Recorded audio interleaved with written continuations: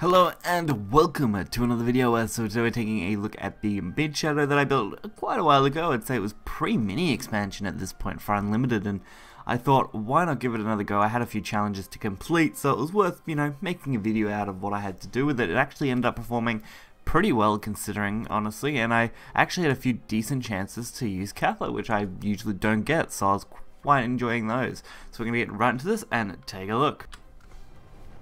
So I don't typically use this deck because it's not super optimized, but it's one of the only shadow variants I've got built at the moment, and it does the job quite well, really. So there's Skull Beast, Hound, Peacock, all alright cards.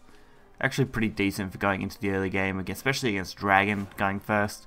Being able to just spam a Skull Beast to the board, and then go for the Peacock play into now Silence is actually going to be a really nice curve out. Even with this Blazing Breath, killing off our Skull Beast at least gives us the couple of shadows that we should be able to abuse pretty easily. Dragon Emissary is not really a problem, as we just go straight into Silence, which blocks out any kind of, obviously, rush and storm followers quite severely. Altered Fate, so that's a little more interesting. It's not something you see every day,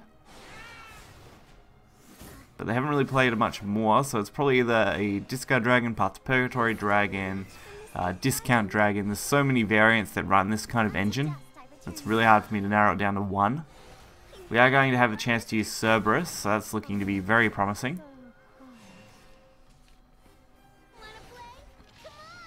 So with an Evo on the Cerberus, we can boost our board. We can actually probably use double trade technique if we wanted to, or just trade the Cerberus Hound. There's really those couple of options that will work out quite nicely.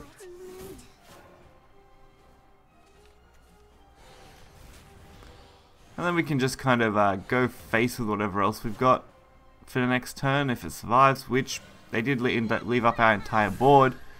I did decide not to go for the extra double Evo, instead going for draw power in case they end up with a mass board clear. Even though it would have put us that one closer. They did end up going for a board clear, but it's not perfect. And they end up with a little bit of healing. Not going to be enough because, of course, Demon Lord is just going to swipe the deck with this board, absolutely decimating it, so not really an overall issue. And that was reasonably quick, and that's what this deck's pretty good at. It is mid-range for a reason, so it always tends to finish right in the mid-game. Now for the next game, we're going up against Shadow. There are a few Shadow variants, of course, floating around. I personally am more of a fan of the mid-range Shadow decks at the moment than most others, but you can definitely give a go at like Reanimate Shadows in Unlimited. There's more like Farrier Dragon decks in Farrier Shadow decks in Unlimited. There's a few options to go for. There's not just the one stock standard, although they do all run a very similar early and mid game, and it's more about what teching in is more important. Except maybe Reanimate, they run a very kind of different mid-game and early game, but a lot of decks always run very similar builds. Bellinus, no shock to see that.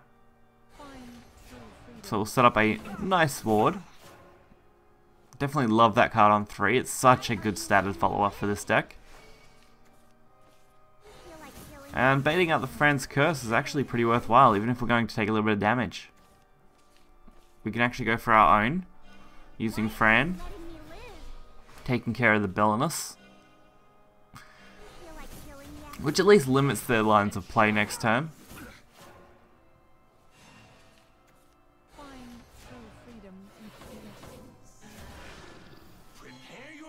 Now we just need to deal with this Disciple of Silence,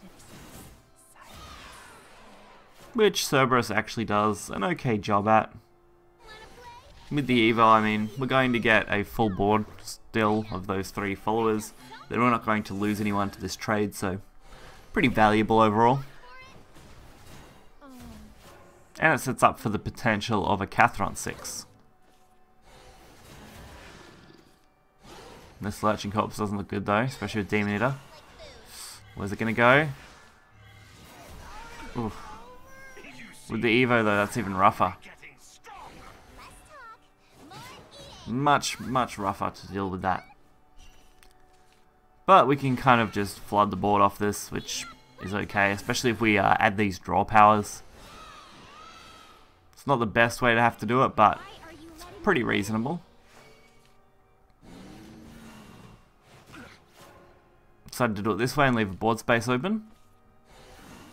Death's Breath.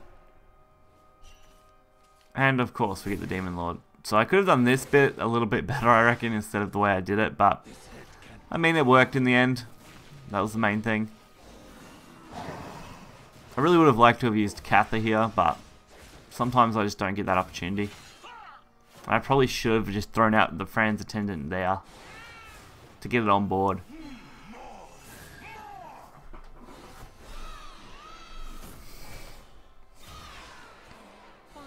And there's another Silence and a Lurching. Not really an issue though, since we can pretty much just wipe this out now. I could have probably done this in, again, another more effective way. Probably just throwing the Fran's Attendant and the Cather. Even losing 2 on the Fran's Attendant would have then actually still left it with 4 attack. And I would have been able to clear the ward. Which meant I could have then went face with everything else that would have been boosted, so would have been a little bit better. But they're definitely going to have a fun time dealing with this, because this board is pretty monstrous, to be honest.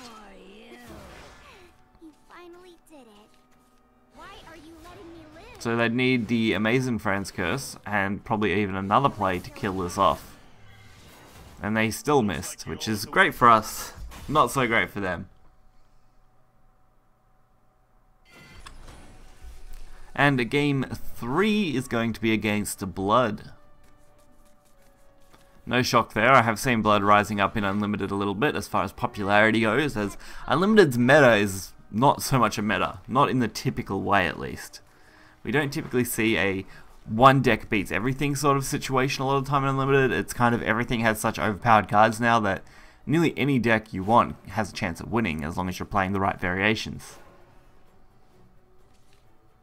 The only thing I don't see quite as much of anymore is probably Forest. But I think that's more down just to popularity at the moment. Since Forest isn't doing exceptionally in rotation, you don't see it floating around as much. So this is a really interesting one. Looks like they're aiming for that, of course, Florist play. No surprise. That gave us quite an interesting board to work with, and our Fran's Curse is actually going to do an okay job.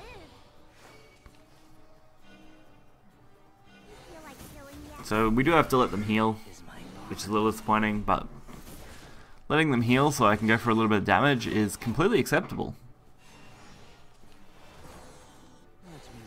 Another Florist. This time, of course, they're going to go for the Evo, which means they get even more healing. All I can really do at this stage is just bide my time and hope that Dark Feast Bat won't be able to kill me in the future. That's kind of all I've got available to me. But at least we do get the Cerberus play, so we're going to be able to add the ping effect to all these followers, which means I can just trade in my lower cost stuff to remove this and leave up the Cerberus board.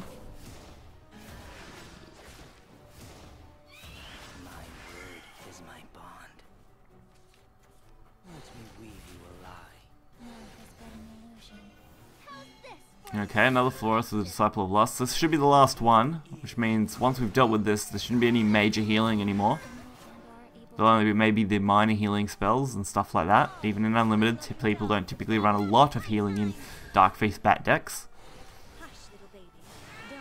And we can go for our own little bit of healing while flooding the board, which is a really nice setup on the Demon Lord. Got to stop them before they get to that big Dark Feast Bat play. So now it doesn't really matter where they trade this. And Precious Bat's not going to be enough. So they end up just going with that concede. So this deck does pretty damn well considering it's not perfect, obviously, because it's just kind of a deck I threw together mostly for missions, but it still performs exceptionally well for what I need it for, and does a wonderful job considering all the other factors that come into play when playing things like Shadow on a rotation and unlimited meta. I would love to play the rotation Shadow decks. Unfortunately, I'm lacking too many legendaries to build those, so at the moment all I can really do is the unlimited Shadow variants, and that's probably about it. Hopefully you guys did enjoy this video, though. If you did, hit the like button and subscribe. You'll be able to find the deck list in the description below. Until next time, see ya.